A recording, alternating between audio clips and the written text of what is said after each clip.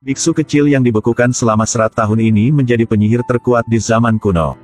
Dia mahir dalam semua 4 jenis sihir, air, tanah, api dan udara. Hanya mengangkat tangannya untuk memanggil gelombang setinggi langit. Mengalahkan musuh dan membuat mereka lari berbondong-bondong. Itu karena dia bukan orang biasa. Tapi avatar yang diturunkan dari legenda. Bisa mahir 4 elemen sekaligus. Menjaga perdamaian dunia di bawah bimbingan Dewa Naga. Selain biksu kecil, ada 4 suku besar kuno di dunia. Memegang 4 jenis elemen air, tanah, api, udara, masing-masing. Tapi setelah 100 tahun, avatar menghilang secara misterius. Hari itu, 2 bersaudara dari suku air sedang berburu di lapangan es. Es tiba-tiba mulai retak. Bola es raksasa yang ada di bawah tiba-tiba muncul di depan mereka. Sepertinya ada sosok manusia di dalam. Saudari yang sangat berani pergi untuk menghancurkan bola es untuk melihat. Hasilnya adalah semburan udara yang kuat yang menghempaskannya puluhan meter.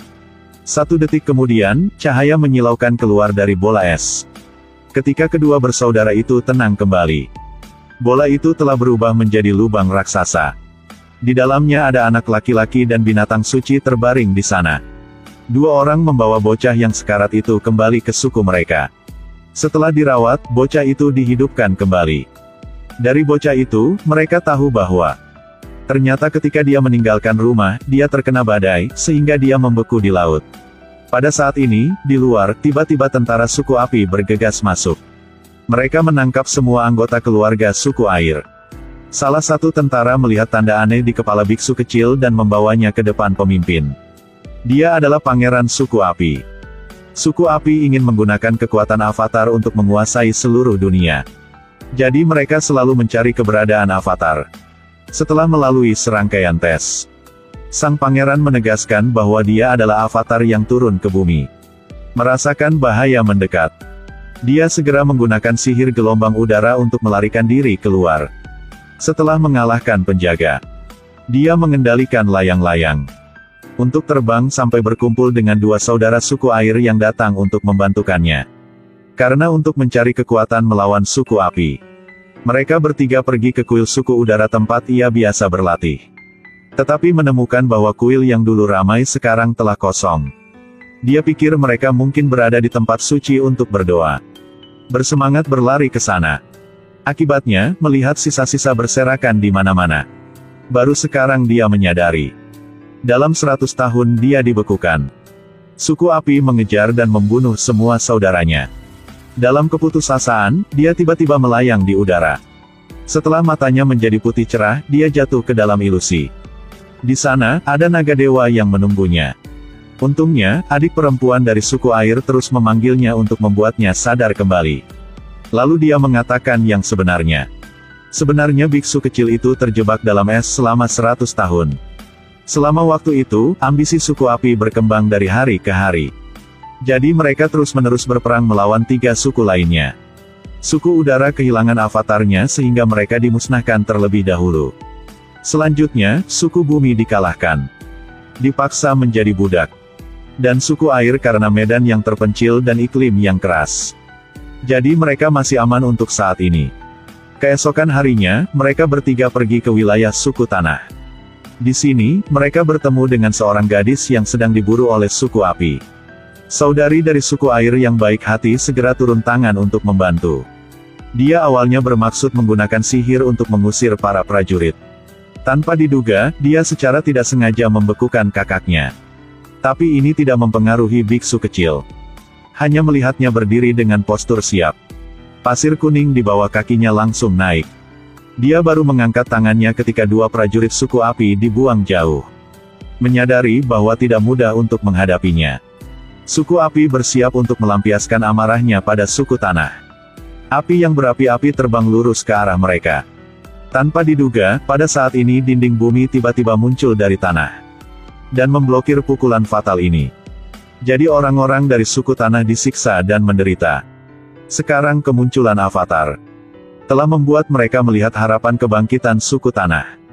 Setelah memukul mundur tentara suku api, suku tanah untuk mengucapkan terima kasih mengeluarkan gulungan mistis.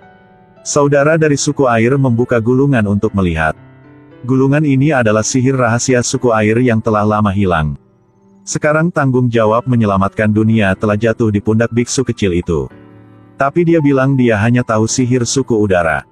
Dan 3 jenis sihir api, air dan tanah yang belum dia pelajari. Karena untuk mengalahkan suku api yang perkasa, dia memutuskan untuk belajar pengendalian air terlebih dahulu dan kemudian pergi melawan suku api. Sebelum itu, mereka harus pergi ke Arktik dulu. Untuk mencari bantuan putri suku air. Sepanjang jalan, dia terus berlatih pengendalian air. Tetapi dia tidak membuat kemajuan apapun. Karena masih ada simpul di hatinya. Menyebabkan tidak dapat berkonsentrasi. Malam itu, karena hatinya bermasalah, dia mengendarai binatang suci sendirian. Pergi ke kuil suku udara lain untuk meminta bantuan. Di sini, dia bertemu dengan seorang biksu tua. Dia membawanya ke tempat suci. Setiap patung di sini dulunya adalah avatar yang turun ke bumi. Itu juga kehidupan sebelumnya. Tapi masalahnya terjadi. Jadi biksu tua ini sudah diam-diam berkolusi dengan suku api. Sekarang para prajurit telah mengepungnya dan mengangkapnya kembali ke suku api. Bagaimana dia melari diri dari sini? Mereka merantai tangan dan kakinya dan menggantungnya di udara. Tepat ketika dia berpikir tentang bagaimana cara melarikan diri. Orang bertopeng tiba-tiba muncul. Orang itu memotong rantai yang mengikat tangan dan kakinya. Melihat 2 orang akan melarikan diri dari penjara. Para prajurit suku api segera membentuk pengepungan untuk mengepung mereka. Melihat itu, biksu kecil itu segera menggunakan pengendali air untuk mengusir musuh.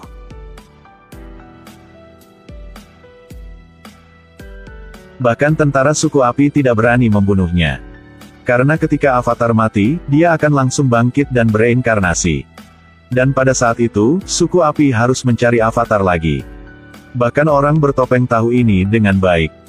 Dia mengambil nyawa biksu kecil untuk mengancam mereka. Kemudian berhasil lolos dari pengepungan musuh.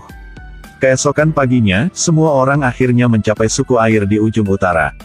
Setelah mengetahui bahwa avatar datang ke sini, putri suku air mengirim penyihir terkuat untuk mengajarinya poin utama pengendalian air.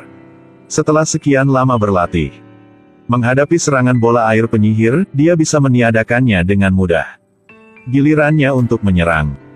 Dia menahan napas menerapkan sihir yang telah dia pelajari. Tetesan air secara bertahap membeku di udara. Air seluruh suku air dimobilisasi untuk naik. Tapi dia masih tidak bisa melepaskan ikatan di hatinya. Menyebabkan ketidakmampuan untuk benar-benar menguasai pengendalian air. Tapi dia tidak patah semangat. Tapi dia rajin berlatih hari demi hari. Pada hari itu, abu yang tak terhitung jumlahnya jatuh dari langit. Pasukan suku api yang besar telah mengepung di keempat sisinya. Karena untuk segera menyadari kekuatan suci di tubuhnya. Biksu kecil itu bermeditasi di tanah suci suku air. Pada saat yang sama, suku api mengendarai iguana dan memanjat tembok suku air. Para prajurit di belakang mereka langsung melemparkan bola api ke dalam. Di bawah serangan petasan, yang menyala pada 1000 derajat Celcius. Dinding suku air juga memiliki lubang di dalamnya. Tentara yang tak terhitung jumlahnya yang menunggangi iguana bergegas masuk dari lubang itu. Menyerang di dalam suku air. Kedua belah pihak segera meluncurkan pertempuran sengit. Meskipun suku air terus-menerus menggunakan pengendalian air untuk mencoba melakukan serangan balik. Tapi tetap tidak bisa membalikkan keadaan. Mereka dipukul mundur secara berurutan. Pada saat ini, saat bermeditasi, biksu kecil itu melihat seekor naga dewa. Dewa naga mengajarinya cara berjalan melalui penderitaan. Hanya dengan begitu dia dapat benar-benar menguasai kekuatan air. Dan air laut di luar suku air adalah kunci untuk mengalahkan suku api. Setelah itu, dia bangun dari meditasi. Melihat pemandangan yang sangat tragis di medan perang. Dia tahu dia perlu maju dan mengakhiri tragedi ini. Dia berjalan dengan mantap menuju dinding. Menutup matanya. Wajah saudara-saudara persaudaraan muncul di benaknya. Dia akhirnya melepaskan ikatan di hatinya. Dia tenang, mengerahkan pengendali air. Matanya telah berubah menjadi biru dan putih yang mempesona. Dalam sekejap mata, laut naik menjadi gelombang besar yang bergulir ke langit. Pada saat itu, kekuatan air terlihat jelas. Di bawah ancaman yang menakutkan ini, para prajurit suku api benar-benar kehilangan kepercayaan diri mereka, dan mereka semua lari berbondong-bondong. Semua armada juga terburu-buru untuk pergi dari sini. Bahaya telah berlalu. Akhirnya, atas permintaan orang-orang suku air, biksu kecil telah resmi menjadi avatar. Bertanggung jawab menjaga perdamaian bagi dunia.